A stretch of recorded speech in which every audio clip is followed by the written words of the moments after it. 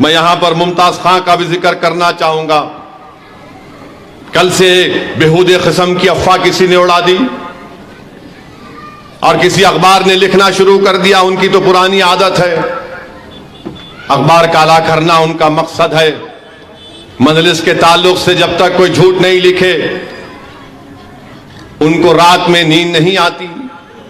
तो एक न्यूज लिख दी मुमताज खां के बारे में, तो दारुसलाम में खां साहब मेरे पास आए और बोले कि असद मियां, मैं न्यूज दिया था, अखबार एतमाद में छापे नहीं, मैं तरदीद करना चाह रहा था, आप जरा बोलो अखबार एतमाद को।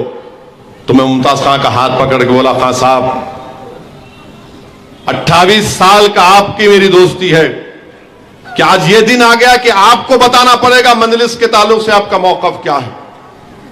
मैंने कहा अगर आपका और मेरी दोस्ती 28 साल की और जिंदगी भर रहेगी तो कभी आप जवाब मत दो इन तमाम झूठी बातों का। अब मुमताज खां का आप अंदाज देखोगे क्या है भाई। बोला, खां साहब कोई जरूरत नहीं है जवाब देने की, कोई जरूरत नहीं है। इतने सालों की खुरबत, इतने सालों की रिफाकत, आज आपको अपना बयान पेश करना पड़ेगा। मेरा लिखने दो, दीवाने हैं, झूठे हैं, कुछ फर्क नहीं पड़ता मुझे, मैं जानता हूं आप क्या हैं। और यकीनन मुमताज खां के ताल्लुक से कहना चाहूंगा कि जब सालार पार्लियामेंट का इलेक्शन लड़ रहे थे, वेंकैया नायडू उम्मीदवार था, उस वक्त मुमताज खां ने, कोई उनके पास नहीं गया था, मुमताज खां ने खुद अपने दोस्तों को और मम्मी साहब गवाही देंगे सालारे मिल्लत के लिए काम करवाया। फिर मैं उनके पास गया मिलने के लिए। हमारे शेख हसन साहब थे मरहूम, पाशा जानते हैं, कामारेड्डी में उनकी बहुत बड़ी होटल थी। उनके बेटे कलीम के जरिए से मेरी उन मुमताज खां साहब से मुलाकात हुई। हशमत बैंक के मैनेजर थे, उनके दोस्त थे, उनके जरिए से कई बार मेरी मीटिंग हुई उनसे। बहुत जिद्दी किस्म के आदमी है, समझाना पड़ा उनको। खैर अल्लाह ने उनके दिल में बात डाली, वो मजलिस इत्तेहादुल मुस्लिमीन में आए। मेरे अजीज दोस्तों और बुजुर्गों, मैं तो सिर्फ इतना ही कहूंगा, जो मुमताज खां को चाहते हैं वो करीब से उनको मुझसे बेहतर जानते हैं। मुमताज खां ने बड़ी मेहनत करके आज इस मुकाम को हासिल किया।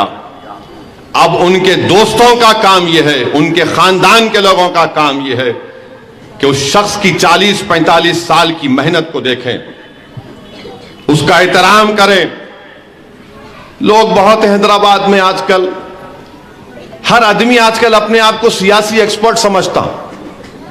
चेपीदी का शेरवानी आता होगा उन्हें, ऐसा करे तो ऐसा होता, वैसा करे तो ऐसा होता, वहां ये खड़ा कर दिए तो ऐसा होता। मेरे पास भी 2 दिन आते इलेक्शन में, मिला बाबू उठो यहां से चलो।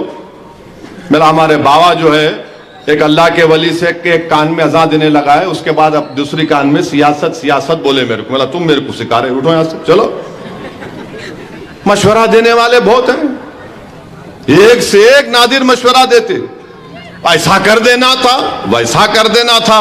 कभी आप इनसे पूछे तुम कितने दिन इलेक्शन में काम करे, तुम कभी रोड पे चले? बोले नहीं हमको कहा, ये आप लोगों का काम है, हमारा काम हमारे को मालूम क्या करना।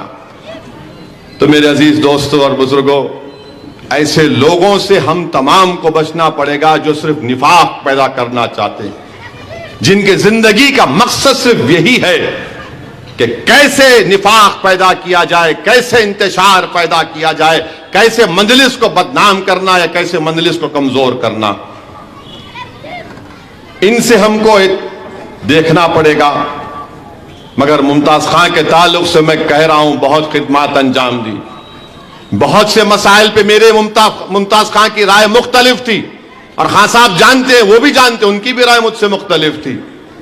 मगर आज आपसे कह रहा हूं, जब तक मुमताज खां जिंदा रहेगी, असदुद्दीन ओवैसी के दिल में उनकी मोहब्बत थी, है और रहेगी इंशाअल्लाह ताला। चाहे कोई लिख ले, कुछ भी कर ले, कुछ नहीं होने वाला है। जब आप किसी से दोस्ती करते ना मेरे दोस्त, तो उसके उस दोस्त की दोस्ती के जो भी कमजोरियां हैं उसको भी आप अपना लेते, सिर्फ अच्छाइयों को नहीं अपनाते आप। और कौन फरिश्ता होने का दावा कर रहा है? मैं भी कमजोर हूं, हम सब कमजोर हैं, हम सब में बुराइयां हैं, हम सब में खामियां हैं, इंसानी तो है हम। मेरे अजीज दोस्तों और बुजुर्गों, हम मुमताज खां की भी खिदमात को भी सलाम करते हैं। आज एमएलए का इलेक्शन नहीं लड़ रहे तो इसका मतलब ये नहीं है कि मजलिस से रिश्ता मुनक़ते हो जाएगा, खुदा ना खास्ता नहीं। हम मुमताज खां के तजुर्बे से फायदा हासिल करेंगे, मुमताज खां को तंग करते रहेंगे, हम मुमताज खां के जरिए से मजलिस को और मजबूत करेंगे। और मुझे पूरा यकीन है कि मुमताज खां मजलिस का साथ देती आए, अभी भी देंगे। मैं एक बात बताना चाह रहा हूं उनके भाई मुख्तार खां के बारे में। 94 का वो जमाना आपको याद होगा, मैं सालार को लेकर गाड़ी चलाता था, लंदन से आया था, मुझे सियासत की सीन नहीं मालूम थी, अभी भी नहीं मालूम, थोड़ा सीख रहा हूं। तो मैं गाड़ी में बिठाकर सालार को जब लेकर आता था, मैं अपनी आंखों से कई मर्तबा देखा कि आपकी नायाब होटल के पास मुख्तार खां कुर्सी डाल के बैठते थे और फूंकते थे, या फिर ये आपकी नायाब शादी खाने के पास से जब कभी भी सालार को देखते तो उठ के सालार सलाम अलैकुम बोलते थे। मैं देखा अपनी आंखों से, मैं कानों से सुना इन चीजों को। तो मेरे अजीज दोस्तों और बुजुर्गों, ये बात है और मैं बताना चाह रहा हूं दुनिया को, हम खाली इन मुमताज खां से, अहमद पाशा कादरी से मोहब्बत नहीं करते, हम इनके खानदान के एक फर्ज से मोहब्बत करते हैं, इनकी औलाद से मोहब्बत करते हैं। इनके बच्चों पर कुछ आंच आएगी तो हम भी साथ में ठहर जाएंगे उनके, इंशाअल्लाह ताला।